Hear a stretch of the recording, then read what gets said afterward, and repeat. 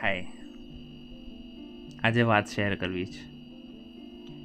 જ્યારે એક્ઝામ સેન્ટરની વાત આવે છે તો આજુબાજુના જે એરિયા હોય, જ્યાં લોકો રહેતા હોય, સોસાયટી હોય, ફ્લેટ હોય, તો ત્યાં એક દિવસની એક્ઝામ માટે જે આવ્યા હોય તો એ લોકો દૂરથી આવ્યા હોય, એમના સગાવાળા મિત્રોના ત્યાં કે કોઈ હોટલમાં પીજીમાં રોકાયા હોય. હવે એ ત્યાંથી એક્ઝામ સેન્ટર સુધી આવ્યા હોય તો કોઈ વ્હીકલ લઈને આવ્યું હોય તો એ આજુબાજુમાં ક્યાંક ટેમ્પરરી 3-4 કલાક માટે વ્હીકલ મૂકે તો પણ આજુબાજુમાં જે રહેતા હોય, જે એક્ઝામ સેન્ટર છે, એ લોકો મગજમારી કરે કે અહીંયા નહીં મૂકવાનું. એટલે બધી જગ્યાએ નિયમો ના લાગે.